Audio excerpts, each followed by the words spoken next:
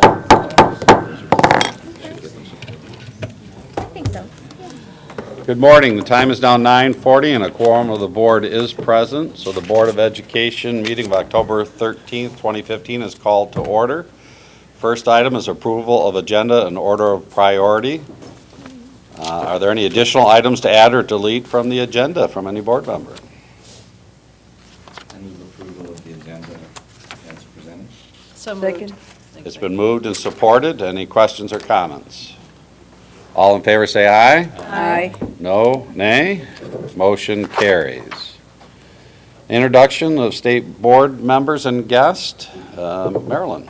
Okay, Brian Whiston is the chairman of the board, and he's the state superintendent. And as we go to his left, John Austin, the president of the board, is from Ann Arbor. Cassandra Albrich is the board's vice president. She's from Rochester Hills. Michelle Fecto is the board's secretary. She's from Detroit. Richard Ziley, board member from Dearborn. This year's Teacher of the Year is Rick Joseph. He's seated at the end of the table, and he's a 5th and 6th grade teacher at Birmingham Covington School, which is part of Birmingham Public Schools. Across the table, Karen McPhee, she, I believe, will be joining us later. She represents the governor. And Eileen Weiser is board member from Ann Arbor. Next to her is Kathleen Strauss, who I believe you will see shortly. She's from Detroit. Lupe Ramos-Montini is a board member from Grand Rapids. She represents the board at their national organization, National Association of State Boards of Education. And Pamela Pugh is next to me. She's the board's treasurer. She resides in Saginaw. I'm Marilyn Schneider. I'm the state board executive. And if you would be so kind as to introduce yourselves, we'd like to hear from you. Do you want to start, Chris? Sure. Chris Claver, Gongwer News Service. Jacob with MERS News. Andy Bardick from the Office of Public and Governmental Affairs. Good morning, Vanessa Kiesler, Deputy Superintendent, Accountability Services. Good morning, Kyle Grant, Deputy Superintendent for Administrative and School Support Services. Rajiv Sass, Deputy Superintendent of Educational Services. Allison Henry, Special Assistant to the Superintendent. I'm Marty Ackley, Director of the Office of Public and Governmental Affairs. David Michelson, Michigan Education Association. Sandra, Michigan PTA. Terrence Lunger, Superintendent at the Calhoun Intermediate School District. Judy Pritchett, Macomb Intermediate School District. Michael Libby, Michigan Geographic Alliance. Rebecca Bush, Ottawa Area Intermediate School District.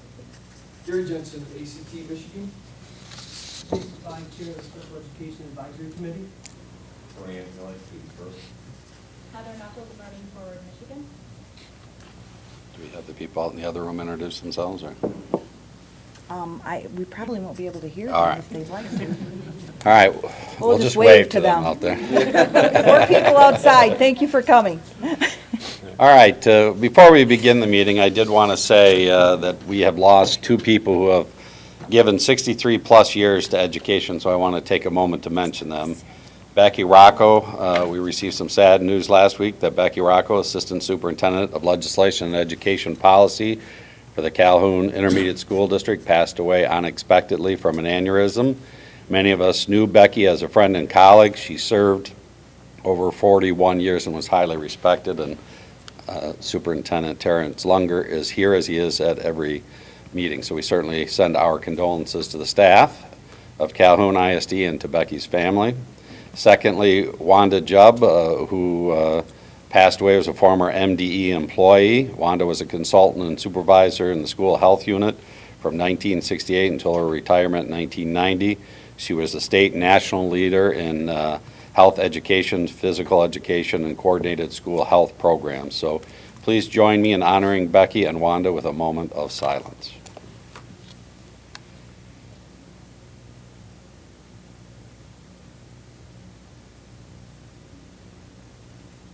Thank you very much. With that, the first item on today's Committee of the Whole agenda is presentation on educator evaluations. In 2009, the Michigan compiled Law 380.1249 of the Revised School Code was enacted, requiring school districts to conduct annual performance evaluations for teachers and administrators beginning in the 2011-12 school year. Over the last 4 years, districts have been hard at work implementing local evaluation systems that meet the basic requirements defined by law. The variations in local systems, although makes direct comparison of district effectiveness ratings and systems extremely difficult because the criteria used to determine effectiveness in one district may be very different than another. The Michigan Department of Education is proposing a plan of action for 2015-16 to support districts in implementing effective educator evaluation systems that support effective teaching and improve student learning. I know today, next steps, the board's legislative committee will present a statement for consideration during the afternoon portion of the meeting. I'd like to introduce Deputy Superintendents Norma Jean Sass and Vanessa Kiesler, and they will share some information with us. Good morning. EdEvals, we always want to start with the purpose, and EdEvals are really a best practice for improving student achievement. And the purpose of the evals is to support effective teaching in every school, in every classroom, and of course to improve student learning, because that's why we're all here. So currently, where are we with EdEvals? The legislation in 209 required that annual evaluations would happen in 2011 and 2012. So these are happening across the state. It also led to the convening of the Michigan Council for Educator Effectiveness that was under the leadership of Deborah Ball, and that was to shape the statewide system. And then in updates, in 2014, the student growth aspect was added, that student growth be measured as a part of the evaluation process, at least in part by state assessments for teachers that have those tests in their grades and subject areas. Full implementation of the eval, the target date, of course, 2015 and 16. Currently, the legislation is now on the House floor. And as you know, we're prepared to go forward with this, again, because it is a best practice. So as Superintendent Whiston mentioned in his introduction, this law has been on the books for a number of years now, and districts have largely been implementing on their own, according to kind of how they have figured out how to do it. And there's a wide variation in how districts are approaching educator evaluations at this point in time. Some districts, like Dearborn, give a little shout out to Dearborn, Superintendent Whiston and Norma Jean, moved far down the path of implementing a well-developed evaluation system, and others have been waiting for the state to provide more guidance. This is from a survey that we do every year of districts to help us understand how they've been approaching this. And this talks about which frameworks are used currently in local evaluations of teacher professional practice, which observation frameworks. Remember, with educator evaluations, there's several components, but there's two big components. One is the observation data of professional practice, and the other is the student growth data of outcomes of students who've been taught by certain teachers. In the state, we have, you can see to the left, Charlotte Danielson's framework for teaching proficiency. About 60% of our districts are using that. And then Marzano teacher evaluation model is next with 18%, and then 5 Dimensions in the thoughtful classroom. But you see a pretty large number, almost 44% are using a locally developed or other tool. What we found in talking with those districts is, for many of those, it's they're using Danielson or Marzano or one of the other ones, but they've added things to it or changed it, and that's okay. I mean, that helping model it on what they want their local system to do. The other point we've heard about this is some districts aren't using one of the first 4, and the first 4, so you know, are the 4 that were recommended in the Deborah Ball report. The Michigan Council on Educator Effectiveness recommended use of these 4 observation tools for teachers. Again, we're talking about teacher observation tools right now. So we have also heard districts say, well, you know, we would be using one of the 4, but we're not sure, is the state going to tell us which one? How do we know? So there might be more transition into one of these models under some guidance or some specifics from the state. Again, the second kind of big chunk of educator evaluations focuses on percent of the evaluation based on student growth. And this was in 2013. The data on this slide actually shows you 2012, 2013, and 2013, 2014. So the gray bar is 2013-14, the most recent year that we have this information. And what you would expect to see is more districts using more of their evaluation based on student growth, because that's what the law required, that they increase the percentage used that was based on student growth. And so you can see in 2013-14, just under, in between 20 and 29% of our districts, about 54% of our districts are using between 20 and 29% of the evaluation based on student growth. You can see kind of down at the other end, almost 20% of our districts are basing the evaluation on 50% or more student growth. And that where current law would require coming into this year that 50% of the evaluation be based on student growth. So you see that we have districts kind of spread out across the continuum. And then the distribution of effectiveness ratings. I always hesitate on showing this slide because I think we have to ask ourselves a question on the actual premise of educator evaluations. The purpose of educator evaluations has never been to fire people. That is not the best practice. The best practice, as Norma Jean said at the beginning, educator evaluations are a best practice to improve student learning by helping develop educators as professionals with regular feedback about their practice. Teaching students, many of you have been in the education field, Norma Jean and I both have been in the classroom. Teaching students is not a thing that's easy to do, and it's not something that is static, that you learn to do it once and then you're done. So having a well-developed, robust evaluation system to give regular feedback is about improving the practice of our education professionals, not about firing our way to proficiency. So when you look at these ratings, sometimes I have to ask, well, what do we expect to see? I don't expect to see a huge percentage of our teachers are ineffective. One of the main things when we started doing this evaluation system, or this evaluation, I wouldn't call it a system yet, this evaluation approach back in 2011, 2012, is you actually got the differentiation at the upper end between highly effective and effective. Prior to the implementation of this law, most teachers received either a satisfactory or an unsatisfactory rating. So now you have been able to differentiate among good teachers, but give them something to work toward.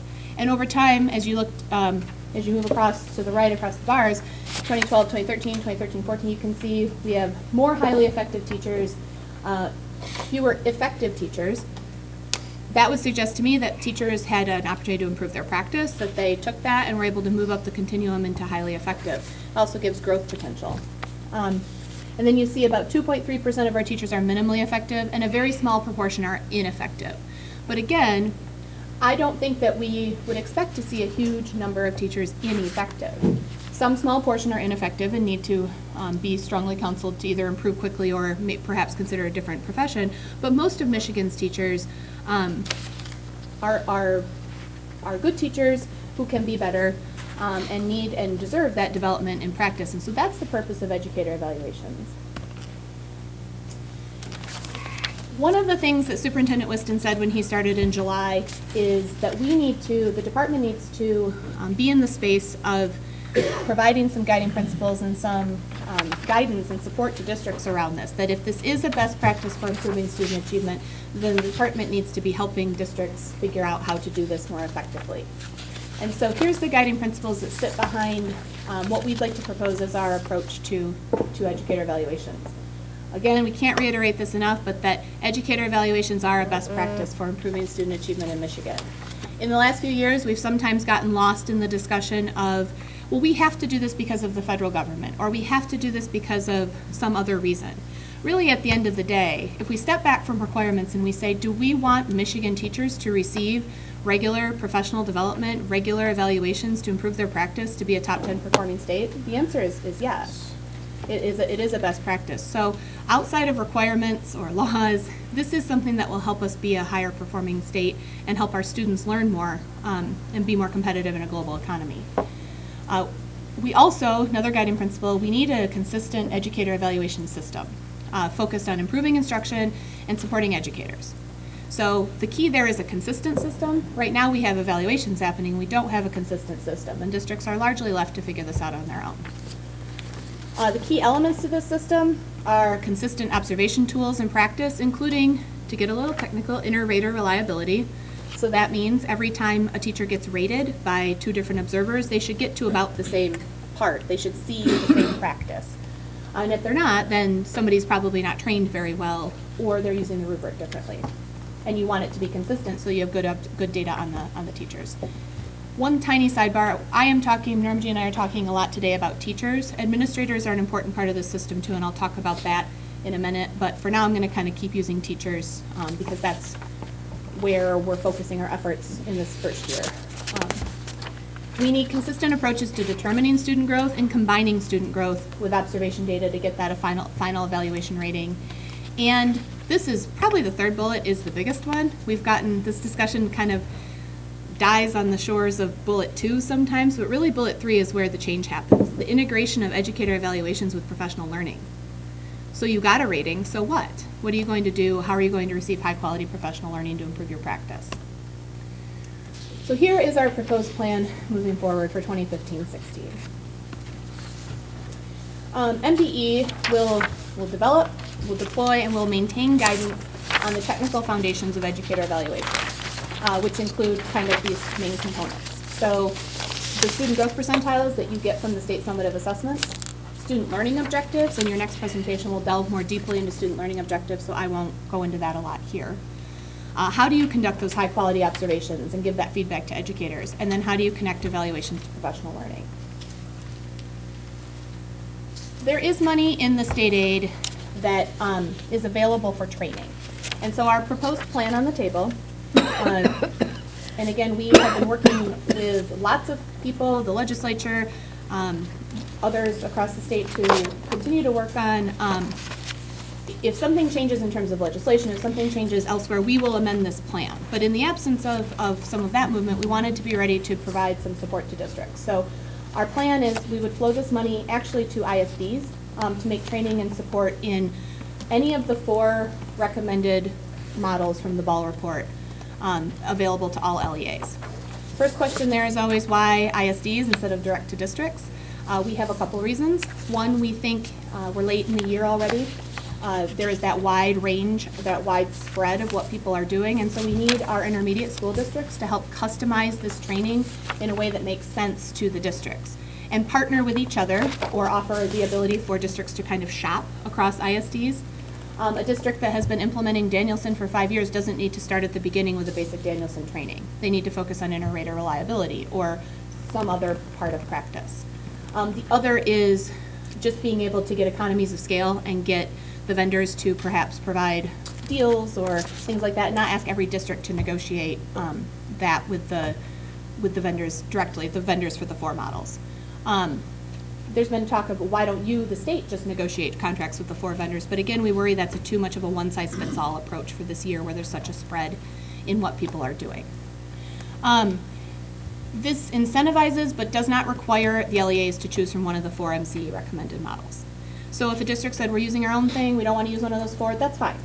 We would like to work with the willing. We know that there are districts crying out for help and support, and we want to do that around the 4 observation tools, but if you have your own thing and you're happy with it, we're not going to be telling you not to do it. But the trainings, there's a minimal amount of money. It's funny to say 12 million is minimal, but there's a minimal amount of money, so we need to focus it there. And then additional funds flowing to the ISD regions to support on-site staffing to work directly with LEAs on training. So putting some staff out in the ISDs who can work with the districts and again, try to have a tailored approach, get supports out there in a way that makes sense for the districts. A small portion of the money we would like to actually put into research and evaluation.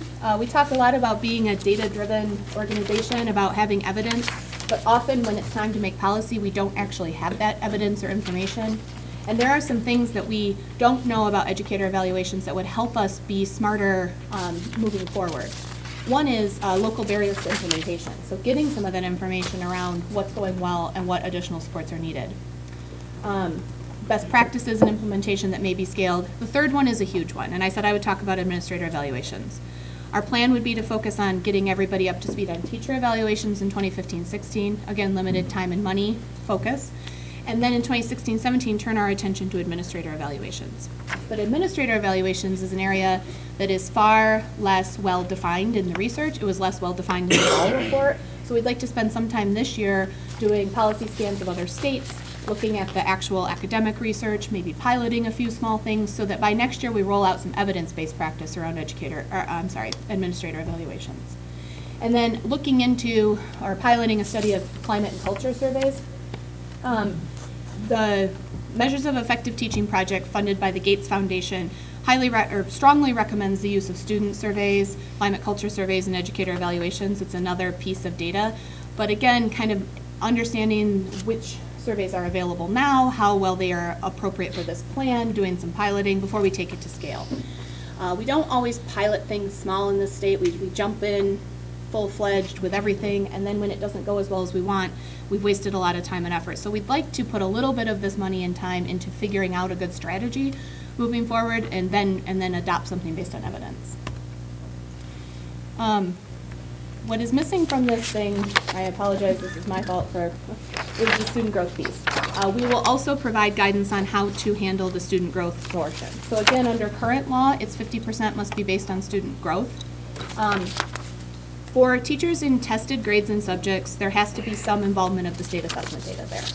And let me talk about that in a minute. But the way we would approach the guidance around student growth is to take other states, policy scans from other states, take best practice models and say, for these types of teachers of math in elementary school, here are a couple ways to handle student growth. For teachers of Spanish at the high school, here's a couple ways. And those pies of how to divide up that 50% do look different for different types of teachers. State assessment data from the MSTEP or from any state summative assessment is not best designed to be the primary determiner of student growth in an evaluation system. That's not what state summative assessments are designed to do. They happen once a year. They do measure growth, and that should be a piece of the student growth data puzzle, but it shouldn't be the predominant piece, and it shouldn't be the only piece. And so our guidance would explain how to use your state-provided growth data if you're a tested grade and subject. And it would be something like, look at your local measures, look at your student learning objectives, look at a portfolio, look at your benchmarking data, all of that data that's closer to instruction, and then take your state data, open up, I talk about it like a data backpack, open up your state data backpack and see if it's telling the same story as the rest of the data. If it is, great. If it's not, then you need to bring in some other data and see what is the issue with this teacher? Are they actually getting growth and it's not being picked up by one measure, or is there some disconnect between the two? So that, in a nutshell, is the plan that we are trying to work toward, and I will turn it back to the superintendent for Questions from the board? John? More a comment that I really want to applaud Brian and the staff's leadership on being proactive and saying, we need to help support effective evaluations, as it's so important for student learning. And irrespective of whether we get good legislation, hopefully we will get good reinforcing legislation that heads in the same direction. But I just want to remind everybody why this is so critical. We passed tenure reform a few years ago. It basically said if you want to earn your stripes to teach, and if you want to keep teaching, you've got to demonstrate your teaching ability on a continuing basis, and you've got to show that students are learning. And so it is essential that teacher evaluation be fair and viewed as fair by teachers, but more than fair, it's got to help, as you suggested, it's got to help them improve their teaching ability and help them get to be better teachers and support them in their discipline. And there are approaches to evaluate teachers that are supportive and effective. That's these models and perhaps some others that are research-based that help teachers improve their game. And most districts would probably deploy them. Some, though, would not, if left to their own devices. And as much as we appreciate local control, I mean, Deb Ball said it quite pointedly, teaching is really important. Our kids going to learn. And you wouldn't allow doctors to be trained and evaluated by what their patients say they need in their local community. You want them to be trained and assessed by a credible, effective medical training regime, and that's what we need to ensure. So our department helping deploy effective evaluation frameworks that actually deliver on what teachers need and want is essential. And I do hope we'll get legislation, we'll say more about that does support effective ways to evaluate teachers. And it's very important to their future and the future of our kids' learning. Ali? I'd like to echo John's thanks, because this is a reasonable, well-designed structural element that by necessity is missing from the legislation that is being proposed, just because they don't know what you know. I keep on bringing up Utopia, which is a model like Idaho has, where one model, one ed eval model is used in the ed schools and in the entire state. It happens to be Charlotte Danielson, but every ed candidate, as they graduate, is evaluated and then walks into employment with an active evaluation, and the schools mentor that person based upon that information and move them forward. And the retention rate for teachers is much higher because people are very well trained and very well supported.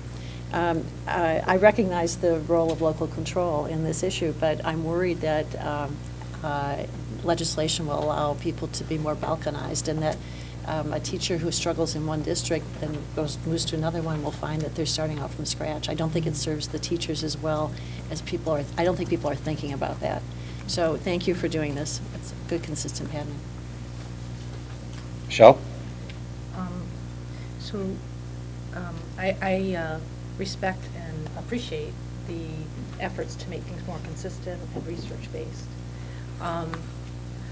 A couple of concerns that I have, and it has nothing to do with your work, it's more with sort of the legislative dynamics that we have to deal with, given the situation. Just like the third grade retention, like if somebody doesn't, there's an automatic call for teachers to be terminated if they don't get a certain evaluation within a certain period of time or lifting of their tenure.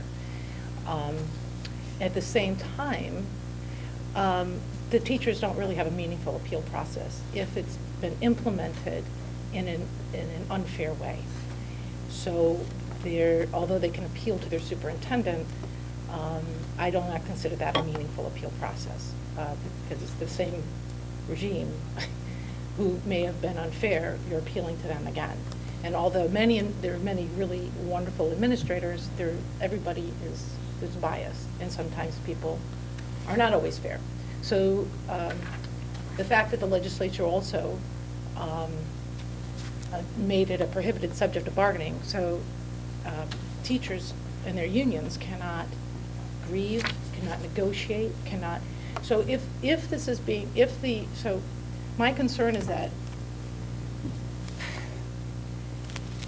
if a teacher is, even if they're trained, the administrator are trained, if the administrator wants to just throw out, doesn't like somebody for whatever reason, maybe they reveal things about them, problems in the system, maybe reported lead in the water in the school, who knows?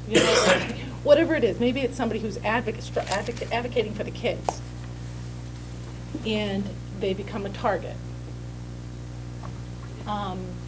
Who's to stop that? Who's to stop that if the superintendent is part of that, is complicit? And I think that's a real, I think it makes the evaluation, it affects the integrity of the evaluation as a whole. There needs to be, and I don't know if there's ever been in any discussion, a meaningful appeals process. And without tenure, we don't have that. So I'm not sure how to do that. I think if there was a way, and by the way, growth is, the American Statistical Association has said, measuring teacher evaluation based on growth is an invalid measure. I believe they said that about value-added models. But they're saying there's too much variability. Sure. Like, how do you? You need to triangulate the information in that growth component. Again, if you think about it as a pie, the piece of the pie that's growth should not be one measure, and it should not be primarily value-added model data or state data. But growth as a portrait is not an invalid part of a teacher's evaluation. It's the overuse of the value-added model in there. Yeah, but I still think, so when you're looking at the growth, and you're in a district where there's a lot of changing of the students from one year to the next, and changing of the testing models one year to the next, how do you make sure that it is valid? Whether it's, I think there's a lot of issues with the validity of the measure. So if we can step back to the appeals process for a Okay, minute, sorry. and then I'll answer that, or Superintendent or Norma Jean might have things to add too. We agree that there should be an appeals process. We've actually made that case a number of times over the last few years. That would need to be changed legislatively. So in the interim, what we'd like to do is provide districts with more supports to do better evaluations. So try to narrow the number of districts who are doing poor evaluations, either out of ill intent, which I think that's probably a small number, or out of just not knowing how to do a better evaluation. If we can increase the quality, then more teachers are getting good evaluations, and that's more fair. And then we can continue to have a discussion about who would run an appeals process, and what would that look like, and how do we give kind of fair discussion. But that is a piece that would have to be legislatively done, or some other way. And then on the student growth piece, I think that's why we really want to move in this time, in a time of change around assessments. It's become a polarized discussion, either all growth or no growth. And really, it's about data and information for teachers on their practice. And a piece of that is how their students are doing on quantitative measures, which can be classroom tests, which can be lots of things that aren't the state assessment. And the conversation has moved too much to it's either the state assessment or it's nothing. And really, the truth is about giving teachers good information and good measures. Measuring our progress is something we'll do in our top 10 and 10 goals. How are we moving? How do we know that we're moving toward what we need to? And everybody needs that at every level of the system. So I think that's why this model is built on a much more local, much closer to instruction, much more professional learning community-based approach to growth versus here's a number from something, make a big decision off of that. I agree, it is a significant improvement. I'm going to call on Richard in 1 second, but I also want to say that, it is important to make sure we have a fair evaluation system, and the inter-rate whatever, is important, and us sharing how to do that with districts so that multiple people are going in classrooms and looking at what is going on is the key. So we certainly will provide that guidance to districts. I'll work with MASA and MASB to make sure that they're pushing for that implementation in that fair way as well. I mean, if we look at the numbers, though, there was only, if 2%, less than 3% were rated ineffective or minimally effective. So it is an important issue, but the numbers right now are not saying that there's a big problem, but it could become a big problem. We need to head that off. Richard? On page 3 of the handout, frameworks used in local evaluations of teacher professional practice, the percentages add up to way more than 100%. So I assume that some of the schools are using more than one framework in evaluating their teachers. Some of them checked Danielson and locally developed, for example. So there is They may have made some changes to a Danielson, so they kind of... It's like a Danielson-based or a Marzano-based. Okay. And then you acknowledge this in your presentation, but to belabor the point, I just want to comment. The assumption is that an effective teacher will help students, reach the educational goals. And the years that we have, the vast majority of our teachers are either effective or highly effective, are the same years that less than 40% of our students met their science objectives, and about 44 met social studies objectives. So there's an assumption that an effective teacher will help the students reach objectives, and so which may not necessarily hold. Another phenomenon that we've seen is some of our lowest performing districts have had the highest percentages of highly effective teachers. And once again, that could quite well be true, that in a challenged area, highly effective teachers might not be able to show challenged students, bring them as far on state goals as students from other communities.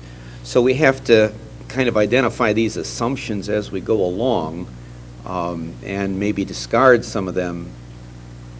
And if teacher rating doesn't correlate with student performance, maybe we need to question whether it's even worth the effort, unless we have a separate idea of teacher competence and which is disconnected from effectiveness in students reaching goals. I think that's an important point. I think it's also important to not judge our system until we have a system. Okay.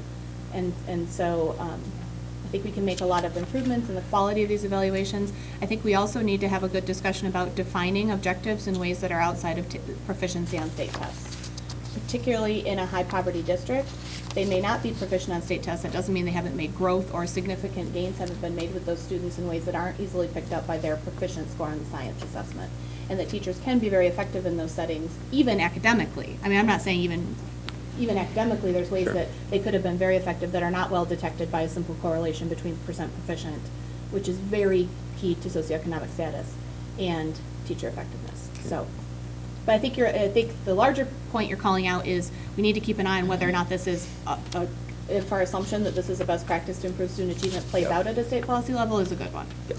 But we have to have a system in place to do that, and it's not been a system the last few years. All right, to stay on schedule, go ahead, Kathleen. Was going to move on. I wanted to thank you too, because this is really clear in the way you do this.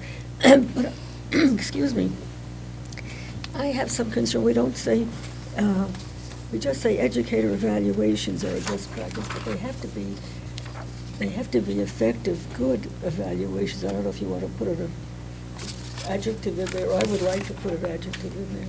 Effective educator evaluations are, and that we need a fair and consistent educator system. I think we ought to add those, and what's fair is at the eye of the beholder, maybe, but we think we know what's fair. But I think if we want to make sure that this is done for, as you said in your presentation, that it's done to help the teachers improve, and even good teachers can improve, and they want to, rather than be punitive. And that's the thing that worries me about, because so many, you get the impression from people in the legislature that they really want to be punitive and get rid of all these bad teachers.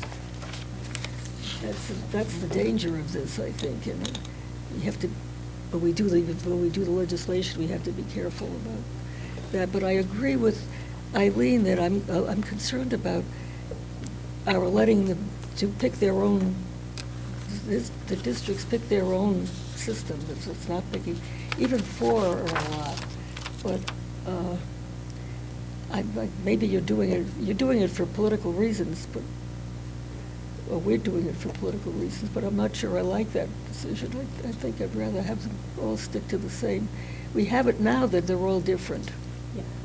Well, And maybe a lot of them are using the same, but they don't have to. And I think that that's a problem. That we wanted to have a statewide system so that it would be comparable one to the other. I think, and I will be quiet after this, or else my boss is going to throw something down here at me.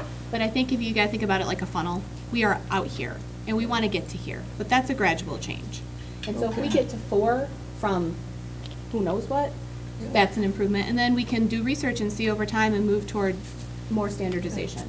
So I think something that we do in state policy sometimes is we try to apply that tough standardization, that one-size-fits-all approach too quickly, and then it doesn't fit anybody well, versus Okay. using evidence and narrow into more of a system. So- Okay, I would agree with that. That's good. But I wanted to ask about the I'm glad you have professional development in here, because the way the administrators do the evaluation is going to be the critical, that's critical. And it's absolutely essential that they get good professional development so they know how to do it, and they do it fairly. That's where the rub comes in, I think. So I'm eager to hear what Rick has to say. Yeah, we're going to go to Pam, then Rick, and then we're going to move on. So Pam? And you may have answered this question, I might have missed it when you were responding to Michelle and Richard, but an educator pointed out to me, and just a question, have we ever had any complaints from some of the higher performing districts that there's, where the students may be performing very well and there's not a lot of room for improvement? Have there ever been any thoughts or concerns about that? Where an educator may not show. Around educator evaluations? Yes. Mhm. I haven't heard a lot of that. I think they figure out ways to, I mean, you can set growth goals for students at any level. It's not like it's not like proficiency on a state test is the upper bound of what students can know and do. So I think districts are largely handling it. I think eventually we'd want to provide guidance there around setting growth goals and data-based goals for high-performing students too. We've heard it in our school and district accountability system, and we have kind of provisions in there to not penalize places where growth is kind of tapped out, but I think that's probably a second-order concern, or they figured out how to do it on their own. All right. Rick? I just wanted to applaud both of you for this work. Vanessa, the notion that we would use a wide variety of assessment data in order to determine student growth is so critical, and it's just something that teachers need to hear more of, and we also need to be reassured, again, as Kathleen mentioned, that fundamentally teacher evaluations are about teacher professional learning, and they drive professional learning. I think if more teachers had the assurance, and this does get back to the tenure piece, Michelle, that you were speaking of, but if more teachers had the assurance that they were here to stay, then they could work on professional learning so that the evaluation process would be an opportunity for professional learning instead of a judgment, instead of a sense of I'm either going to get fired or I'm going to keep my job. So to avoid this real visceral fear kind of instinct and reaction, this professional learning component has to be stressed. So I really applaud you for bringing that in and stressing that so strongly, because it's critical that we as teachers continue to hear that. All right, thank you very much. Next item, a presentation on student learning objectives, which ties into the same conversation. This presentation is related to the previous topic on educator evaluations. SLOs are measurable, long-term academic goals that a teacher or a teacher's team sets for all students. Legislation in Michigan requires that student growth and assessment component of a teacher's evaluation consist of the state student growth and an assessment measuring standards at a local student growth assessment. Student learning objectives are one way to measure the academic growth of students, and this presentation will provide an overview of the student learning objectives and an outline the possible use of them in educator evaluation initiatives. The next steps will be sharing information related to this with local districts, and Norma Jean Sess, Deputy Superintendent, Linda Forward, Director, Education Improvement and Innovation, will share some statements with us. Well, this is perfect following the education evaluation, because this is another critical piece, and I so agree that we have to have multiple measures. To rely on just one test or one measurement wouldn't do service, I don't believe, to anyone. So when we look at the student learning objectives, it's goal-centered, and it's another way for the teacher to become very invested in this, and it works very well for those teachers where we don't have state assessments that measure their areas. So Linda Forward will take us through the presentation. Thank you. As we start this, I do want to acknowledge the work and the support that was given to us by Great Lakes Comprehensive Center, which functions kind of like an ISD for a local district, but they are for state organizations, and they provided some of the expertise for this work. And I especially want to recognize Sam Sinacropi, who has led the effort here in the department.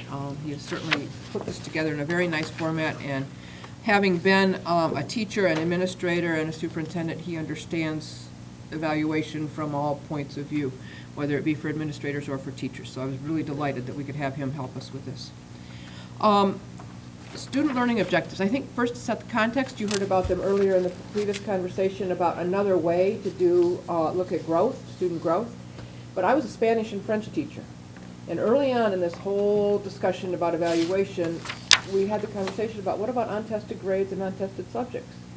And somebody said, well, we'll just give them the composite scores of all the tests. I didn't teach math. I didn't teach science. You can make a connection to language, I suspect, English language arts, but that's it. And I wanted something else. And so this is kind of an answer for those untested grades and subjects as well, a way to approach how you get at growth. As Brian said, an SLO is a measurable, long-term academic goal that is informed by data that a teacher or team of teachers sets in collaboration with the building administration. So to do this work, you need to have an ongoing dialogue with teachers and administrators in order to put together the goals. And they are done at the beginning of the year. You could even do them in June with some modifications early in the year. And they are set up either for all of the students that a teacher encompasses, or it might be around subgroups, because this teacher has a group of kids that is particularly challenging, and you want to take a look at how that's going to be worked on. Having said that, I want to remind you that the purpose of all of this is for teacher growth, not about gotcha. And so if we're dealing with that, I could have gone in as the language teacher and said, you know, I'm struggling with, I remember having a group of special ed kids that had every reason to believe that they could achieve in the language areas, but that took special learning on my part about how to get at that and how to work with that. And that might have been something I would have liked some support on. And if I could go into the conversation saying, can you help me with this? Can we take a look at this year? It would have been a much healthier situation for everybody. Why do we want to do this? This is a way to measure academic growth of students. It personalizes the learning of the teacher or team of teachers. It is designed to improve and focus on instruction. And the nice thing about student learning objectives is it links very closely to the school improvement process. So a team of teachers in math, for instance, could say, we have this goal that we're trying to achieve in our school improvement plan, and so we want to set a student learning objective about that goal, around math, around any target that they might have. It also helps to assure competency-based learning is taking place with teacher-led instruction. Remember, we talked about that earlier this year. And this is one way to assure quality in that area as well. What does the process look like? Well, it looks an awful lot like a school improvement plan, in all honesty. You start out with the development process, and that's an area where the teacher or team of teachers and the administrators get together and have a discussion about what is it that they want to set as the student learning objective. You have to get the approval then of the administrator in the building. You want a mid-course check-in. So partway through the year, you want to talk about how is this going? Do we need to tweak it any? Is the goal set up appropriately? Is the objective set up the way we want it to be? There's a final review of the student learning objective attainment and scoring that is done by administration and teacher together, and then a discussion of the summative rating and impact on practice. And so this piece would be a part of that conversation that is more focused on student growth than any other part of the total of the evaluation, which obviously this is a piece of, not all of it. This supports teachers' instructional development. I want to say that over and over again. It's about teachers' instructional development. It is a measure of student growth. It is driven by individual teachers and teacher teams. It can be used by all teachers. Every teacher in the building can utilize this. And it does, once again, align with the school improvement process. You have varying types of SLOs. Some that increase teacher agency, some that are SLO comparability across a building, a district. So type 1 is one that is set by a teacher or a team of teachers using available assessments. They could be assessments that are designed for in the classroom or other assessments that might exist across the district. But they decide what that looks like and then have a conversation with the administration to finalize it. Type 2 is set by a teacher or teacher team using an assessment list or a ranking list that is provided from elsewhere, outside. The third kind, the teacher team uses common assessments, and so frequently there are assessments that exist across the district that are the same to take a look at how students are progressing. And so that could be the third type. And then finally, the SLO is set by a local education agency using common assessments and common growth targets. And so that would be the far extreme where it is now the district setting the SLOs versus the teacher. And you'll notice that all the way through here, we talk about teachers and teams of teachers working with administrators in a dialogue setting. We do have to have, you saw this in the previous example, we do have to have student growth to be a part of the process. So what we have put together are a set of, I'm going to fast forward to this one, which is hard to see. Should any of you want to see them, we do have them available. You can find them on the webpage. A frequently asked questions document that talks about what are student learning objectives, how do you use them, what needs to be done. There is a template for putting together student learning objectives so that the administrator and the teachers can work together on this. And then there is a checklist. Do we have these pieces in place? And that's designed to be used by the administrator and the teacher or team of teachers. This has been put together over the last year and a half, utilizing input not only from the Great Lakes Comprehensive Center, but Sam brought together a team of people across the department, and then eventually called on people from outside the department and ISDs and local districts in order to inform the documents and the FAQ that we have in place. What we need to do now as we roll forward with educator evaluation is to work with the local districts and the intermediate school districts to develop the guidance and the rollout. And we have talked with the ISDs. You saw in the earlier presentation where there's money provided for ISDs to do support, and this is one of the areas where we would need them to support the schools and the districts. We would plan to train people at the ISD level in order to go out and spread this across the state so we have some uniformity in place. We are currently conducting regional information sessions on the SLOs. And the first reaction from one group up north was, what, another piece we got to do? And yet when we got to the bottom line of, well, this is a tool to help you with some of those folks that you may not already have a solution about how you do student growth, and you can use it for everybody if you choose to. It was a lot calmer in the room by the end of the conversation, so it was a good day in the long run. It helped us understand, though, what we have to work on with the field about knowing that this is one tool that you can pull out. We will continue to work on internal and external partners to provide professional learning opportunities for educators across the state so they learn about this process and how to apply it, so we can get some uniformity around it. So far, we have presented at the Special Populations Conference, which is a place where it has real meaning. This is not a group that has a lot of tested grades and subjects. We have a lot of support that are provided by other educators. We've been on the Upper Peninsula. We will be at the Advanced Ed Conference and the School Improvement Conference to share this. And we are working with the General Education Leadership Network on a way to begin the training for ISD personnel across the state in this model of measuring student growth. As I've talked about this, I've talked more about teachers. You should be very much aware one of the big pieces coming in the next year is administrator evaluation and focusing on this. And student learning objectives is a really good tool for administrators to use for measuring their growth, because they're looking at the totality of a building. So what might you want to do around that and the populations you do? Thanks, Linda. Norma Jean, questions from the board, please? Sounds good. Sounds very good. Mhm. All right, well, I'm going to, thank you. Thank you. One full swoop, we're back on time. Next item on the Committee of the Whole agenda is a presentation on the proposed Michigan standards for preparation of teachers of world language. The standards for preparation of teachers of world language are being proposed as a guiding set of standards for the initial teacher preparation in world languages, and would also serve as the standards to support professional development of in-service teachers. Next steps would be for the board to approve this either at this meeting or next meeting at your choice. And we would have Vanessa Kiesler, Deputy Superintendent, Sean Kotke? You got it. All right, Kotke Consultant, Professional Prep Services. Thank you. Long time no see. Anyway, it's a little joke. Okay, so we are here to talk about something very different than educator evaluations or assessment or accountability. We're here to talk about our teachers and our teacher preparation and our standards around world languages. So I'm actually going to let Sean handle most of this presentation. Sean is a consultant in our Office of Professional Preparation Services, has been deeply involved in this work, along with many other initiatives around our teacher certification, teacher prep initiatives. So Sean, go ahead. Great, thank you. Good morning.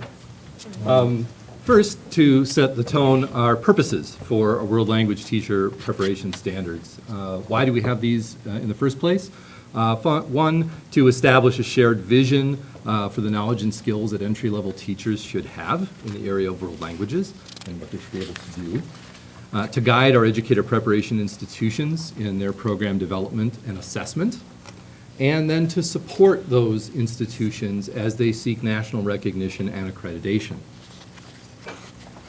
A quick overview of the standards development process. Our current state standards for the preparation of world language teachers were adopted in 2004, based upon the national standards established by the American Council of Teachers of Foreign Languages.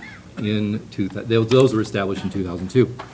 So in 2013, ACTFL, the acronym, updated their standards with significant input from Michigan teacher educators in world languages. So in the fall of 2014, a World Language Advisory Committee was formed, or actually continues to meet, and reviewed those new ACTFL standards against the current Michigan teacher standards in world languages to determine whether we should update ours or simply adopt the national standards. The consensus was to recommend an adoption of the national standards, which was similar to what was done in 2004, to serve as Michigan's new standards for world language teacher preparation, with an additional standard that was related to understanding of language acquisition developed by Michigan educators. In the spring of 2015, those draft standards were sent out for public comment, and with significant assistance from the Michigan World Language Association. And the public comment that came back was overwhelmingly positive. It's described in greater detail in the introduction to the standards, which accompanies the standards document itself that should be in your packet. A quick overview of the highlights of the revised standards. The first thing I would like to emphasize is that they do have very strong continuity with the current standards for teacher preparation in world languages. Expectations for teacher knowledge and skills in the areas of language proficiency, knowledge of culture and cultural texts, language acquisition theories, understanding of K-12 standards for learning in world languages, and lesson planning and curriculum design and professional behaviors are all nearly identical to the current standards with some minor updates. Some new features in these standards. There are many more detailed standards regarding teacher knowledge of methods of assessing student language learning, sort of connects back to the previous presentation on student learning objectives. Questioning strategies that teachers may use to facilitate student language use, and strategies for facilitating authentic interactions between students and native speakers of languages. A new requirement in these standards is the requirement that teacher preparation programs utilize the oral proficiency interview to assess candidates' interpersonal communication skills. The current standards that are in place simply note a variety of testing protocols for assessing proficiency. The proposed standards now specify the OPI, as do the national standards, because its validity and reliability have been rigorously established in the research base on world language learning. Its key distinguishing feature is a rigorous interview that has a double-blind review process. It's the sole assessment that ACTFL will recognize in making program recognition and accreditation decisions. So using this supports national recognition of our institutions. And it's also available in a variety of formats. So it can be done face-to-face, it can be done over the phone, it can be done using local faculty members. There are a number of ways and price points for it. Lastly, the new standards, or I should say the updated standards, contain a rubric that programs may use for program evaluation. This rubric recognizes the importance of professional growth during the induction phase of a teacher's career and presents acceptable performance indicators for entry into the profession, as well as target performance indicators for the first phase of a teacher's professional growth. So what do the standards themselves look like? They're comprised of 18 standards, and they're grouped into 6 domains. And the 6 domains are listed here on the slide, ranging from language proficiency and across all domains, reading, writing, speaking, and listening, all the way through teacher professional development and ethics. An example of a domain would be our Domain 2 on cultures, linguistics, literatures, and concepts from other disciplines. I'll briefly read this. Candidates demonstrate understanding of the multiple content areas that comprise the field of world language studies. They demonstrate understanding of the interrelatedness of perspectives, products, and practices in the target cultures. Candidates know the linguistic elements of the target language system, and they recognize the changing nature of language. Candidates identify distinctive viewpoints in the literary texts films, artworks, and documents from a range of disciplines accessible to them only through the target language. And the way these standards work is that domain is broken into 4 standards, which basically unpacks the various elements of that broad statement. Take a look at one standard out of the package, and this is Standard 2D. Pre-service teachers will demonstrate understanding of the complex and abstract nature of language and distinguish between language and communication. This standard was selected for you to see in this presentation because this one was written by Michigan teacher educators as a method of strengthening the ACTFL standards to meet the needs of Michigan teachers and to go beyond what the national standards specify. Each of these standards is then broken up into between 1 and 8 performance indicators. Those performance indicators simply unpack the standard into its key elements, essentially taking the nouns and the verbs from the standard and laying them out, and giving a concrete snapshot of what a teacher who would meet that standard is able, knows or is able to do. It's important to emphasize the standard itself is what is listed as 2D. Those sub-elements that go underneath it merely unpack it and give a concrete portrait of what a teacher should be able to do who has mastered that standard. And now this is a piece of what the rubric looks like. These are included in ACTFL standards, so this is part of the national package. This would be considered a supporting document to accompany the standards, and they're there to support program evaluation for accreditation purposes. These provide a range of performance indicators for each of the elements of each standard. Acceptable, which is that middle column, denotes what a teacher should know or be able to do upon entry into the profession. Target is where is a goal for teacher knowledge and skill to be attained within the induction phase of their career.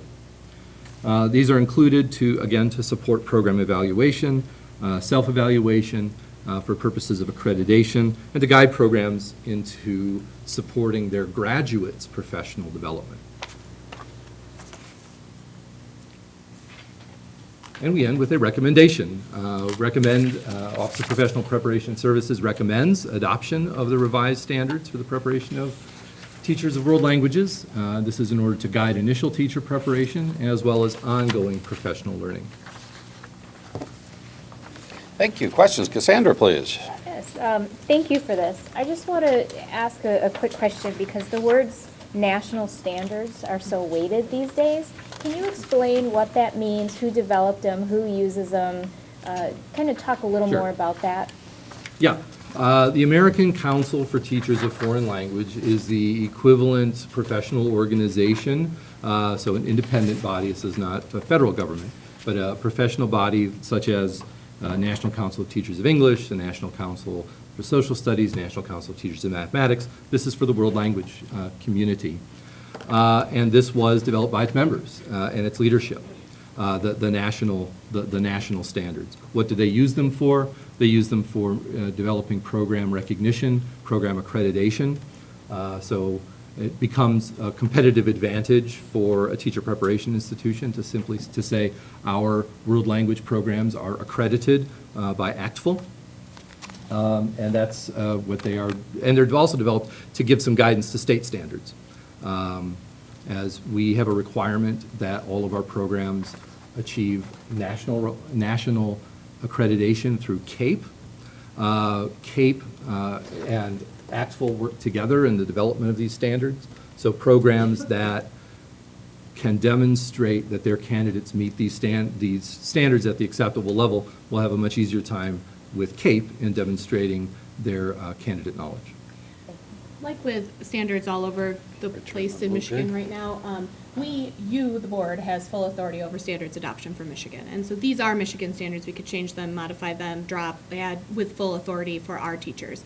We do borrow from the national conversation where it's relevant, where possible, because it's good work and there's expertise outside of Michigan. But certainly, like with all of our standards, we retain authority over the standards and how we adopt them. And I would say unique among the national standards, or the standards developed by national professional organizations. Michigan educators had significant role in working with the ACTFL standards, and that's how they were able to come to our meetings, the World Language Advisory Committee, and unpack the standards.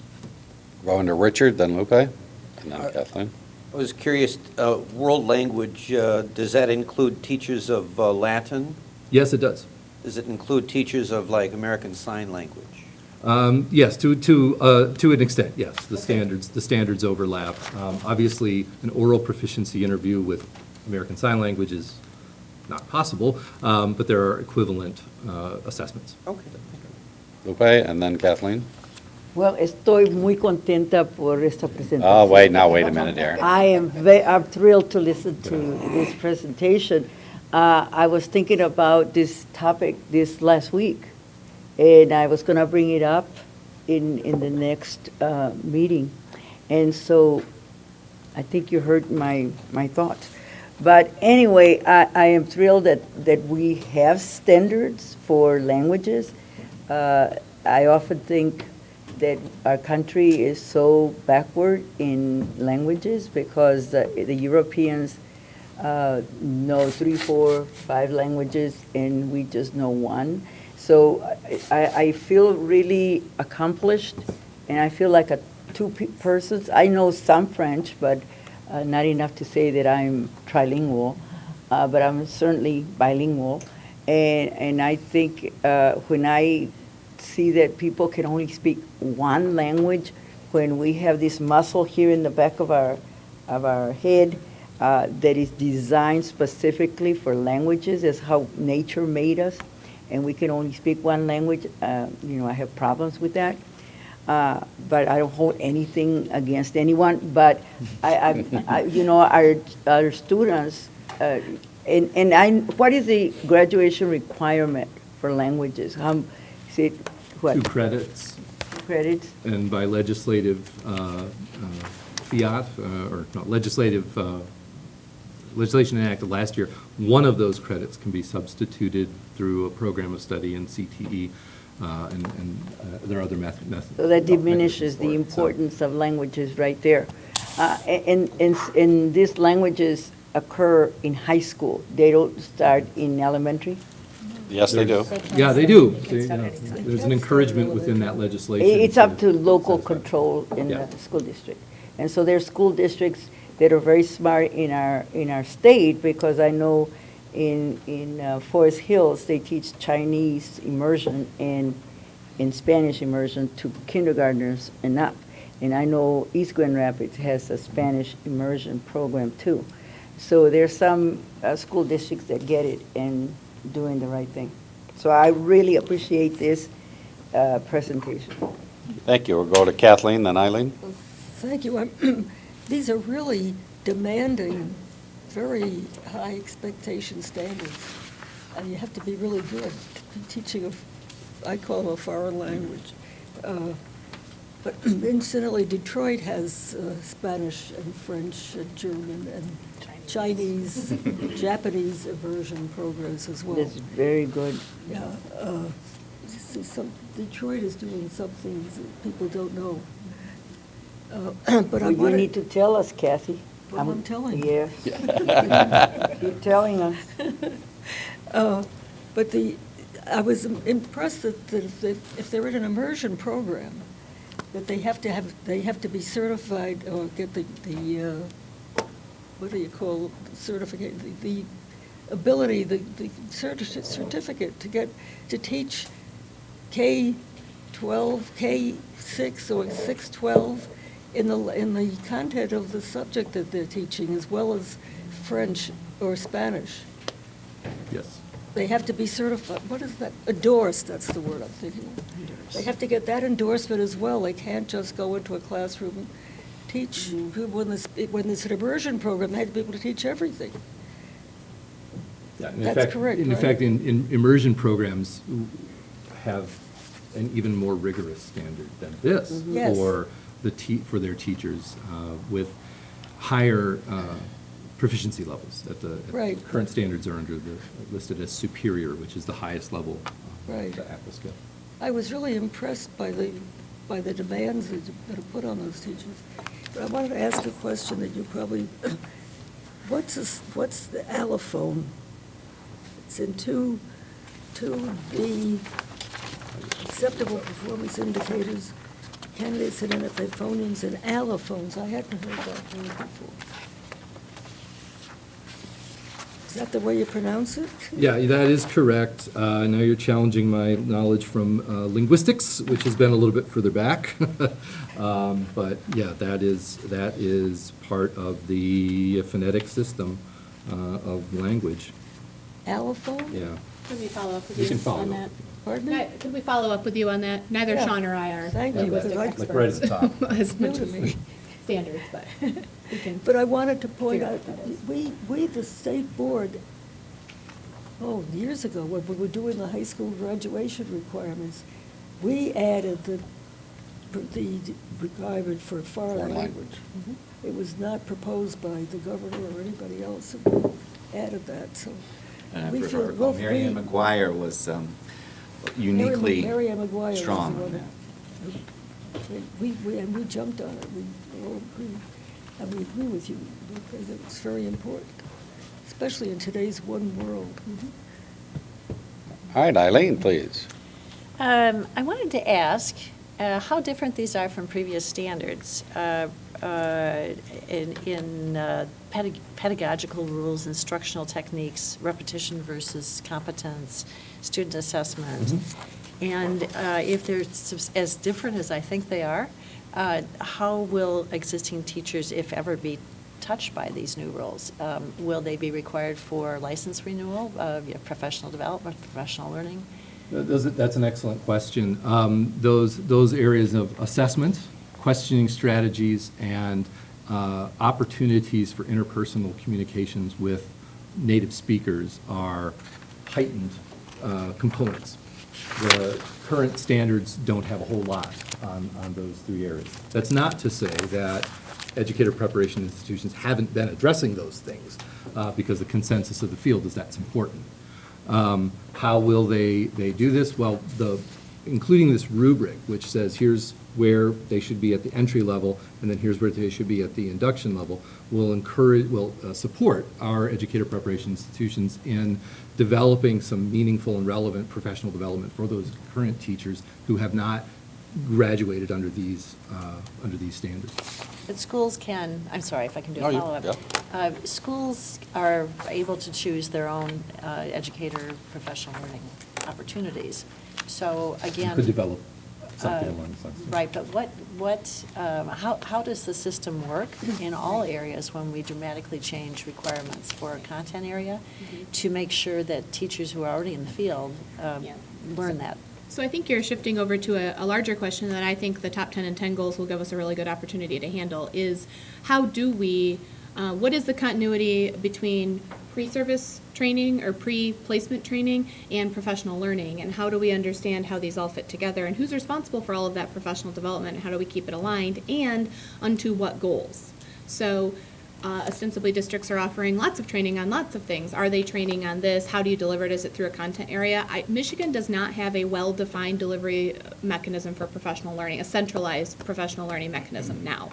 So the short answer is right now, we wouldn't have a good standardized way to work this out into the districts and into the schools. Some places would be tied into an organization, would do a good job, other places would not realize it. So I think this is a definite area for improvement for us as we move forward with the top 10 and 10 goals. And is there any existing opportunity to make sure that they know it for licensing renewal? I think currently that's not how we do licensing renewal per se. It's more about, getting your professional learning, your continuing credits. We could tie it more strongly, but again, I would ask us as we kind of think about our whole holistic approach to having a prepared workforce under the top 10 and 10 goals, how do we or don't we? It's time for a conversation about what else we might want to require for licensure renewal or certification renewal or not. I think it's a good time for us to have that conversation because we could exert that lever in a different way potentially. Thanks. I have just one more question. Yep. When I asked if languages were emphasized in the high school level, And the answer was no, they start in the elementary.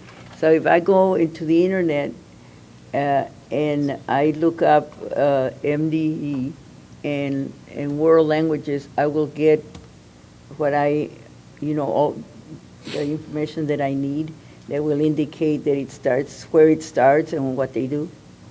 You might. What's required? But I think we don't have that should yet. provide you with some more information. One thing is, not to overstress the downsizing at MDE, but some of the staff that we had who were more dedicated solely to this have been lost over the years. So we have curriculum and instruction consultants for K-12, and we have people in OPPS.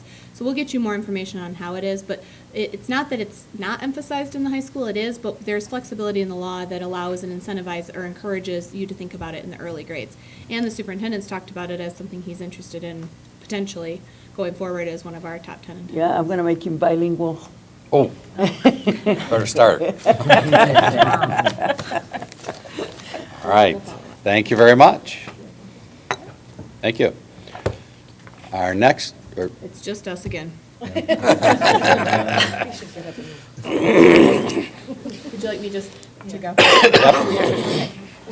So the second thing that Sean and I wanted to bring to you, switching over to a moratorium on new educator preparation institutions. So back in 2005, the initial moratorium was instituted by the board, saying, we're not going to add more programs right now. We have enough programs, we overproduce teachers, we export teachers, actually. And we kind of want to change our language. We don't always overproduce teachers. We overproduce some teachers in some things and underproduce in others. But it was extended in 2008 and in 2012. It technically expired in August. And so we were working through, do we come back and ask for an extension, or do we perhaps not? We are at the point where we would like to come back and ask for another extension. You can lift the moratorium at any point in time, but given the work that we're doing around the top 10 and 10 goals and the need to have strategic investment in our educator talent development pipeline, so rather than a blanket moratorium or a blanket no moratorium, potentially strategic investment, and these are the types of programs we need to add, these are the types of institutions we would like to incentivize, we're asking the board if you would consider extending the moratorium. Technically, it's a 3-year extension, but again, you can lift it at any point in time. There's no presentation on this, just asking for an extension on the moratorium. John, please. Another feature of our decision-making and our historic and current discussion, has been how do we increase how do we improve the performance and really how do we help our teacher preparation institutions get even better or much better at how they prepare teachers. And there's been increasing attention that this is an important piece of the collective puzzle for how we improve educational outcomes. We have to do an even more effective job, much more effective job at preparing teachers well to be effective in helping students learn in the classroom.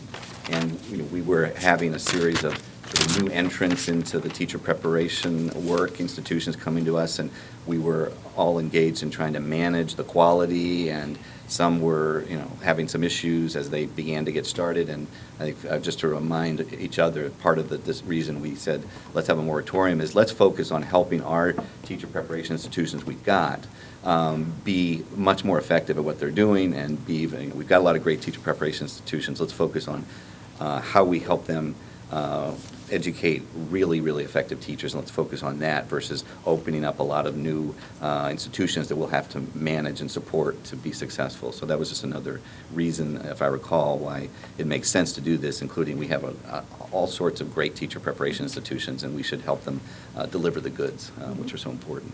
Absolutely, thank you. Michelle, please. Just to clarify, so you're asking for the moratorium, so you have time to come up with a plan to figure out more of a strategy and how to get teachers, and you're looking for them in where there's a need, like science, math, special ed, that kind of. Yes, I think I appreciate John's comments.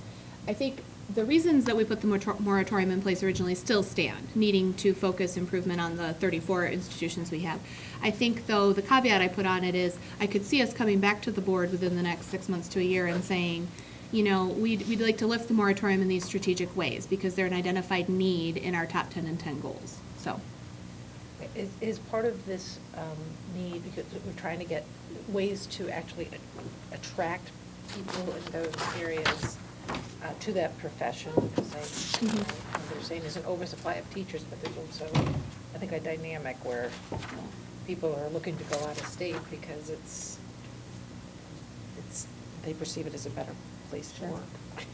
Yes, I mean, we're early in this discussion, so I don't think we have the answers, but I think if I was using my crystal ball, I would see us as we work toward having a prepared workforce to implement the top 10 and 10 goals, that some degree of that will be talent attraction, talent development, and we'd want to be able to be nimble and strategic about that, partner with our higher ed institutions, and they're very ready to do that, but we'd rather bring on board new programs in an area of defined need versus just new programs and not be able to have them have the quality and the supports that they need to be effective. Thank you. And what's the time frame of a renewed moratorium that you would recommend? Well, we are asking for an extension of 3 years because that's the length of them, but again, knowing that when it's appropriate, we would come back and suggest. Change our minds, whatever we want. If board members are supportive, we thought, and there wasn't a lot of objection to this renewing the moratorium, we could put it on for action in our action items this afternoon, if people were comfortable with that. That's what my question was going Yep, to be. Lupe, and then we'll go to Eileen. Lupe? That's what my question was going to be, if we could make a motion. Yep, we could add that if Yes. that's so the board's wishes. Right. Eileen, please? I wanted to know if anybody had been trying to open a new ed school, or if there's been any contesting of the moratorium. Has anybody applied yet? We were quiet about the moratorium lapsing, so. There have been some questions, but from out-of-state institutions, about, can we come in and set up? And we said, well, we have a moratorium, and there's already a limited pool of candidates in state that are being, I won't say divvied up, but who are attending our in-state institutions, that an out-of-state provider is not. So. But we certainly can inform the board. If we get a request, we can inform the board, and that can be part of your conversation. Just to see what the nature of the inquiry is. Yep. Yeah, I wondered if they were for-profit. Kathleen? Yeah. I wondered if they were for-profit or nonprofit institutions. Again, there hasn't been a run on this since it lapsed, and this is a fairly low contention thing, but we did want to, the board had the role in implementing it. It lapsed. We wanted to bring it back to you and keep you involved in how we are moving forward with this whole continuum of preparation into the profession and how we improve quality. Just one more side note that Michelle made me think of when she asked the question.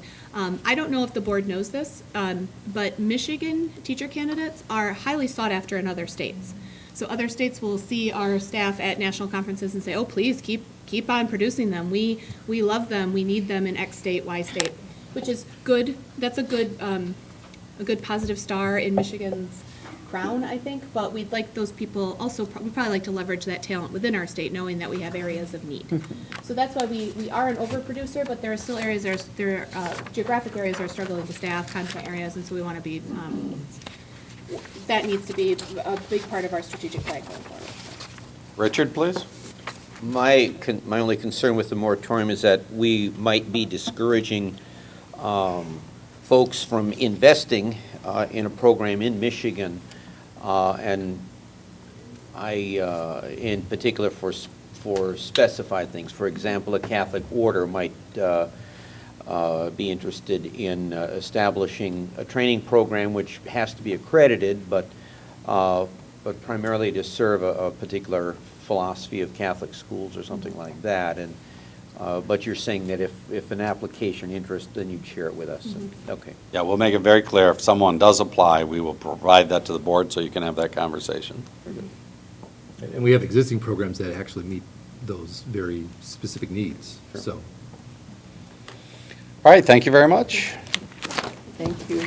Next item on the committee of the whole is supposed to be a presentation by Detroit Public Schools Board of Ed member Lamar Lemons, but we don't see him yet, so we're going to go on to the next item, and we'll come back.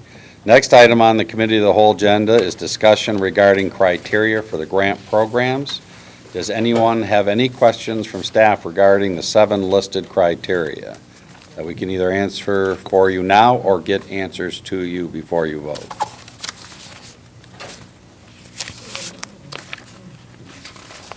All right, I'm not seeing any. Give you a minute.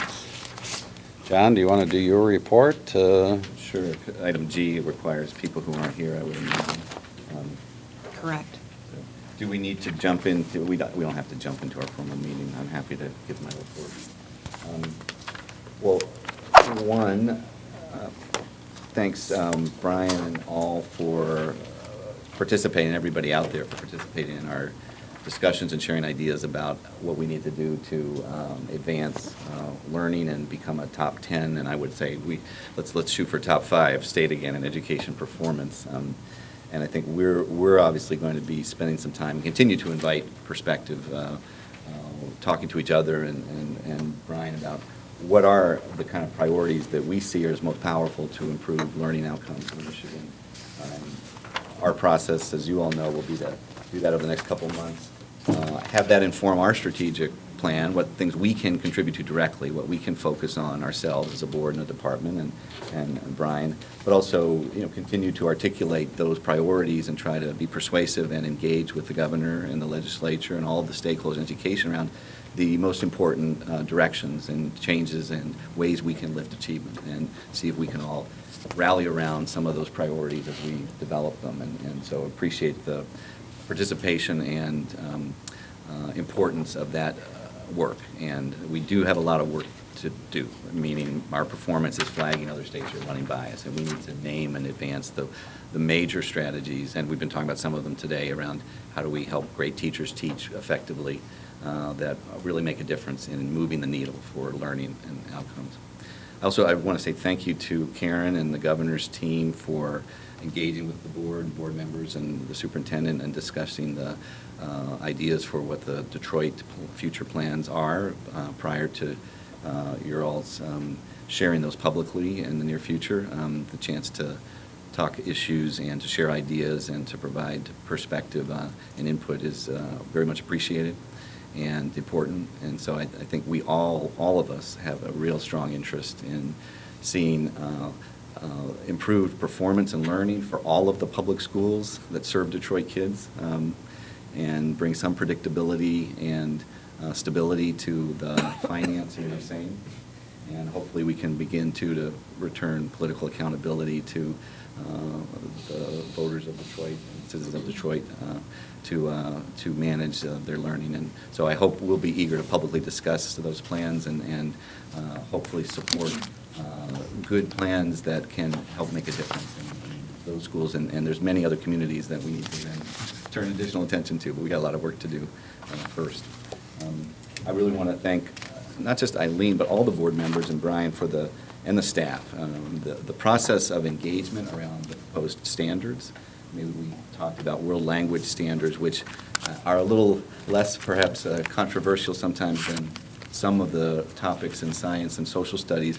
But as you can see, we've had a very, very good public process of doing our work, which is to help us with we have such tremendous educational expertise in the state. Our educators, our professional teacher preparation educators, they are the leaders in these state and national discussions about how do we teach math, how do we teach science, how do we teach it more effectively. And we do, periodically every 10 or 12 years, we need to improve what we expect kids to learn so that they engage and learn with it more profoundly. And I think that has clearly come out in the discussion of the science standards. How do we help more of our young people engage and learn how to enjoy and apply science in a living way? And that's the point of changing and updating our standards. And we've had a lot of great input and feedback from the field. I think it's been hopefully very helpful to pulling all of us together around the quality and the importance of updating what we expect kids to learn and how we deliver it. Hopefully it'll be successful and people feeling more than comfortable with us adopting the science standards and social studies standards soon. But as you can see, we're responding to good suggestions and input that maybe there's something a little different we need to make sure it gets taught, or maybe this is wrong and we need to go this way. Those changes we're eager to make and I think are being made and contemplated so that we can really continue to improve learning for kids. That's the whole goal of improving standards, and it's one of the major jobs we do, and I really appreciate everybody's active engagement and participation in that so that we can all pull together to continue that work. And that we'll obviously be taking that up soon. I think that's what I have to say, so thank you. So Rick Joseph, can we go to you? Are you prepared yet? I am ready. All right. All right. Teacher of the Year, Rick Joseph, will provide us his thoughts.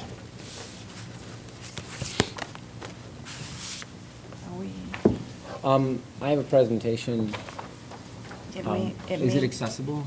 It may not be loaded yet. Okay. What I can do to start is I can let you all know that the Michigan Teacher of the Year has an official book. And the official book of the Michigan Teacher of the Year is The Junkyard Wonders by Michigan author, illustrator Patricia Polacco. Patricia Polacco was born in Union City, Michigan, which is not far from here. And she did not realize until the time that she was 14 years old that she had dyslexia. So she was not able to read or write until the age of 14 when she was in the classroom of George Felker, one of her teachers. And she wrote a book based on her experience with Mr. Felker that she called Thank You, Mr. Falker. She also wrote a book called The Junkyard Wonders, which is this, and it's the story of a teacher who's a special education teacher in one of her schools as a child, and this teacher has a number of students who have special needs. And as one of my platform points as Michigan Teacher of the Year is equity, this book not only combines the work of a Michigan author illustrator who could not read until the age of 14, and who herself is an outstanding artist and illustrator, but one who was in classrooms with a number of children with special needs. And this particular teacher, her name is Mrs. Peterson, is profiled in this story, and fundamentally, at the very beginning of the day, the very beginning of the school year, rather, the teacher enters the classroom, and she takes a dictionary out and she slams the dictionary down on the podium. And of course, that gets everyone's attention. And I'm just going to read one page from this book for all of you. It says, Patricia Polacco writes that her teacher, Mrs. Peterson, says, the definition of genius, and this is a picture book, so you can obviously see the illustrations that are drawn by Polacco herself. And Mrs. Peterson says, the definition of genius is, she began, genius is this. Genius is neither learned nor acquired. It is knowing without experience. It is risking without fear of failure. It is perception without touch. It is understanding without research. It is certainty without proof. It is ability without practice. It is invention without limitations. It is imagination without boundaries. It is creativity without constraints. It is extraordinary intelligence. And Patricia Polacco continues in the text. Then she took a deep breath, Mrs. Peterson did, and she slammed the book shut so hard it sounded like a gunshot. Welcome to the junkyard. I am your teacher, Mrs. Peterson. She started walking around the room, looking at each of us. I want you all to write this definition of genius on the blackboard. Post it on your mirrors. Look at it every day. Memorize it. The definition describes every one of you.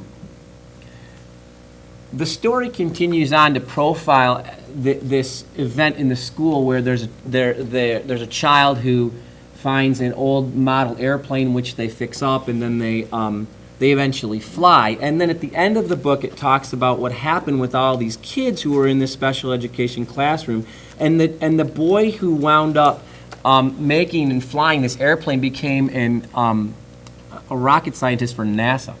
And so the whole point of the story is obviously never give up on kids, no matter who those kids are, and never presume that that a child is destined for a certain sort of standing in life based on where they may be or may not be earlier in their academic career. So my intention as Michigan Teacher of the Year, as I travel around the state, is to read this book aloud at a variety of schools, and particularly when I encounter schools where they don't already have a copy of this book in their school library, and I'll pass it around right now. if you'd like to take a look at it, to present this book to the students and the teachers in these schools so that they may have a copy, Richard, if you want to take that, and so that they can be inspired by the words of Patricia Polacco and her message of hope. And as a result of the content of this book, and the fact, of course, that this is Patricia Polacco, who is a beloved Michigan author, illustrator, who has authored and illustrated over 45 books in her career, that they may be inspired by Patricia Polacco's work and message, which is profound and certainly universal. Basically, I wasn't here last month. It was the first day of school, and I know a lot of you saw this in the memo that went out on my behalf last month. But I'm a member, along with Melody Arabu, who is, of course, our Michigan Teacher of the Year from last year. I'm a member of the Michigan Educator Voice Fellowship, and we met in Grand Rapids in August and talked about the importance of raising our voices and being teacher leaders and advocates for the education profession. And just like Vanessa talked about so meaningfully here a little while ago, with the presence of standards being on everyone's mind and teacher evaluation being on everyone's mind, it's important to hear from teachers, and it's important that we as teachers learn to speak up because we're not accustomed to entering into the policy arena. And so there were a number of people who talked about that and talked about ways in which we can be active, both on social media and in a number of areas that are traditionally reserved for people who are either legislators or board members or policymakers. And then, of course, Abby Groff-Blazik, who works just outside the boardroom here, she talked to us about how policy is a good word and that, of course, teachers belong in ed policy and that we need to just attune ourselves to the importance of being present at the policy table. Abby, of course, as many of you know, is working on this program, Equitable Access to Excellent Educators, which is basically a response to an ESEA initiative from the federal government and the Department of Education, which places a primary sort of level of import on having the best and the brightest teachers in the areas of highest need. So it's critically important that students, especially students who are in high poverty schools or students of color, have access to teachers who are absolutely at the top of their game and those that engage in ongoing professional learning so that they maintain a high standard of teaching excellence. As we all know, there is such a tremendous turnover in areas of high poverty and in areas of students, schools that have students of color in particular. So in order to stabilize that, Abby has been working hard, and I look forward to connecting with her and seeing how I can contribute to this conversation. When I taught in Chicago Public Schools, the last place I worked was a place called the Chicago Academy, which was a Chicago public school, and it was a member of the Academy for Urban School Leadership Network, which very much dedicated itself to this kind of work, which is to put the best teachers in the areas of highest need.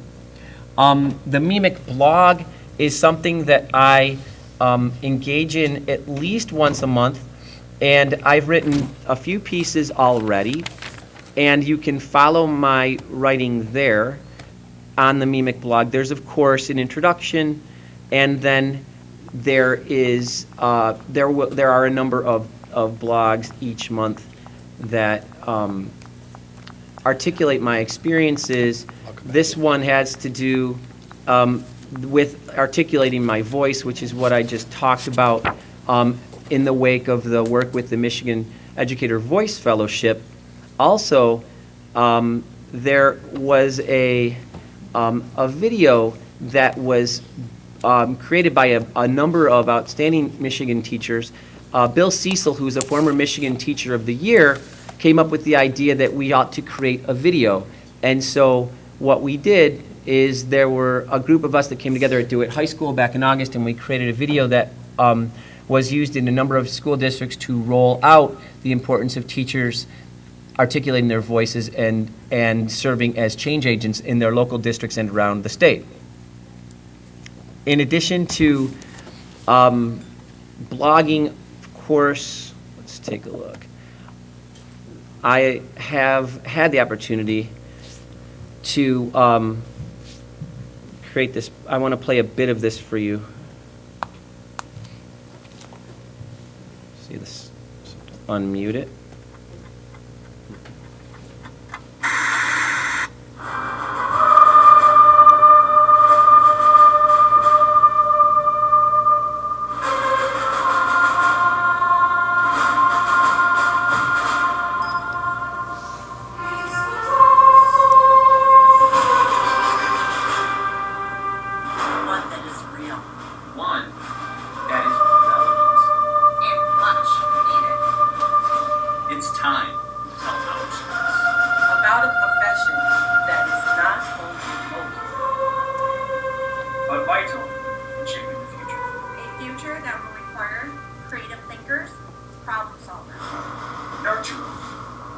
Risk takers, team players, game changers, connectors, unifiers, doers, collaborators, negotiators, trendsetters, leaders, supporters, entrepreneurs, thinkers, dreamers, storytellers.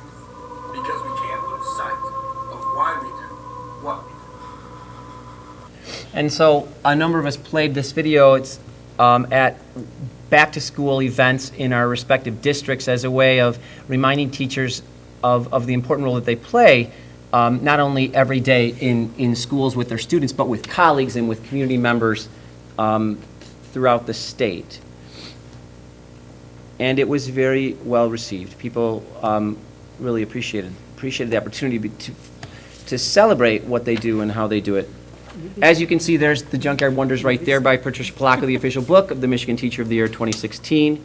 I was also able to spend some time in Flint last week. There was a program, it was a conference rather, called Gear Up to Lead. It was a leadership conference that with a focus on heroism and the reality of being everyday heroes. I was participating with an organization called Superhero Training Academy, which is based in Brightmoor, a neighborhood in Detroit, on the west side of Detroit. And they exist to enable students to understand that when they take a look at their own personality profiles, they can take those strengths and those characteristics and then in turn create a superhero identity for themselves, and then do acts of service throughout the community in meaningful and powerful ways. So I, for example, I'm aware that I'm a good communicator, I'm a skilled communicator, I build bridges, I bring people together in real life. So then I, in turn, create a superhero trait or characteristic that I fly to the sun, take the rays of the sun and plant them in the hearts of people who need support. And I am the superhero called Sun Planter. And so as Sun Planter, you see me there working with, there's a room full of kids, you can't see the rest of the room, doing an activity with a balloon. And basically what it is the balloon is a metaphor for all of the possibilities that occur when people really stand up and think about what they're really good at instead of focusing on the negative and focusing on their deficit. So it's really, it was an experience that really empowered a number of kids, middle school and high school kids from the city of Flint and greater Genesee County. And that is my presentation for the Michigan Teacher of the Year. Thank you, Rick. We appreciate that. And I'm going to go back to John for an item. The one important thing I wanted to speak to, the Flint water crisis has obviously been, a tragedy and touched kids, our school kids, and many others. It's consumed everybody's attention and action. I really want to thank fellow board members again and Brian and the department for immediately jumping up and saying, what can we do to make sure we're contributing to having drinking water for the kids in Flint schools and trying to be helpful as we can. And I am not going to belabor mistakes that were made, but I think behind that crisis is a real challenge for Michigan. Pam spoke to some of it about very eloquently about the communities that, don't have resources and often are under pressure to balance their budgets. If we're balancing budgets, we're not always rebuilding communities. And we know poor communities have a hard time raising money for new school buildings, and some of them are falling apart. Every community, rich or poor, has crumbling wastewater infrastructure. And it is really a big problem. And there are, as we speak, probably more corroded or potentially corroded pipes in other Michigan communities that now we are needing to go pay attention to, and we're going to need to, as a state, to help fix and rebuild. Or we'll see more people suffering and more people, at health risk and more school kids. And that is a big, we don't see it underground. We can't even find the political will to invest in things we can see, like our crumbling roads. But we will need to rebuild our water infrastructure, or it's going to affect negatively the lives of people and kids and their health. And we've got to be willing to invest in these things that actually, who would have thought wastewater infrastructure would affect the health and educational life chances of school kids, but it does. So, very important. I think I raised it when the lieutenant was here. Yeah. I think we're really fortunate to have Pam with her training in public health as one of our members, so she really brought this up. All right, sorry. All right, superintendent's report. I have 5 items, and then we're going to take an hour break for lunch. We did just get word that unfortunately Lamar will not be able to make it today. Something has come up. So I'll give my report, and then we'll take an hour break for lunch. So first of all, John has given much of my report, so that'll make mine quicker. But top 10 and 10, obviously we're going through a process. We've shared with the board our chart on how we're going to get to that process and continually seeking input. As departmental employees are going around and speaking at conferences and to visiting school districts, we have shared that people can go on the website michigan.gov top 10 and 10 and provide their suggestions. And to date, we have more than 500 responses. So that's just very exciting that we are getting responses from students, parents, community members, and the business community. So we'll continue to go through that process with a goal of trying to wrap it up and bring recommendations during the December board meeting to the board. But we'll be working with you from now till then as we go through that process. Secondly, social studies and science standards. As you know, we have gone through a very detailed and year-long or more process in providing those standards. We are seeking input. We continue to add input opportunities not only on the web but in live person in meetings.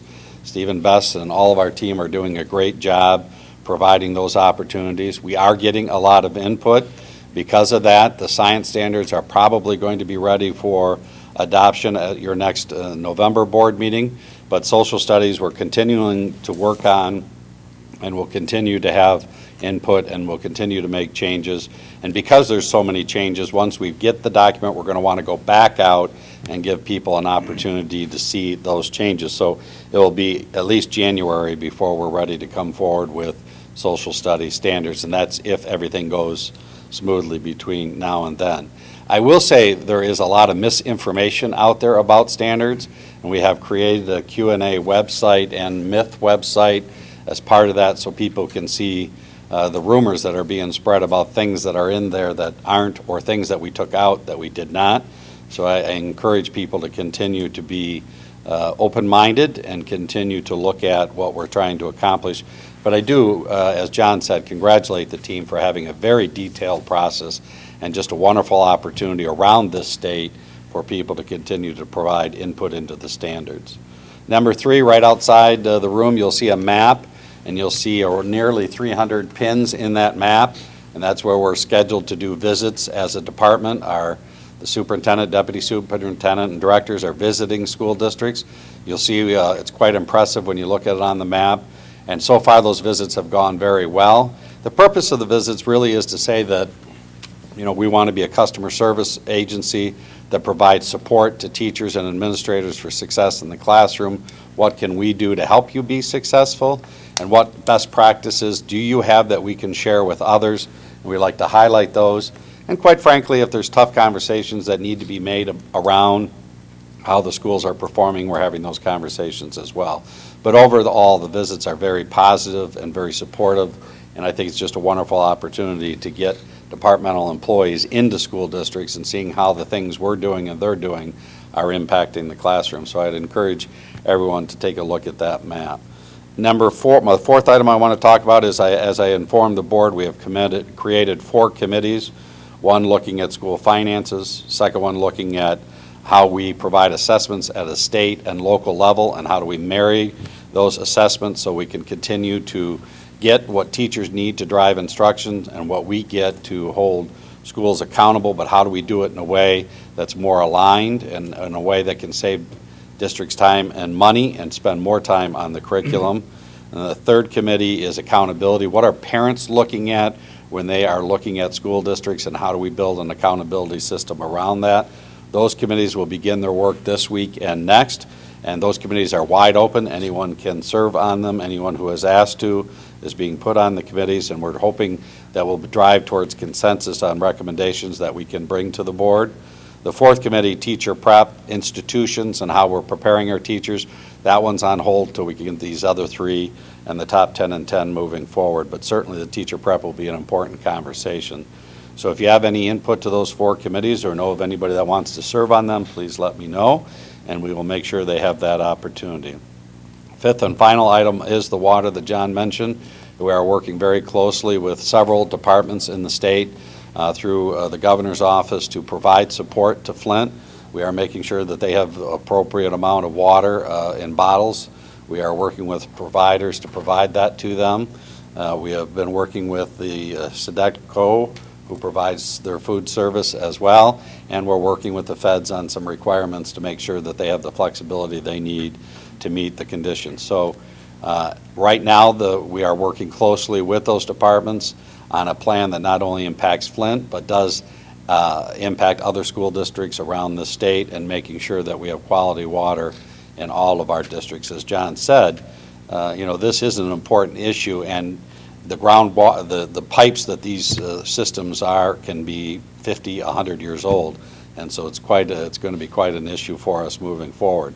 But we are working in a coordinated effort of various departments to provide the support to school districts as they need it, and Kyle is our representative to that group, plus I'm sure he has other team members. So we will keep you apprised of not only Flint, but other school systems around the state.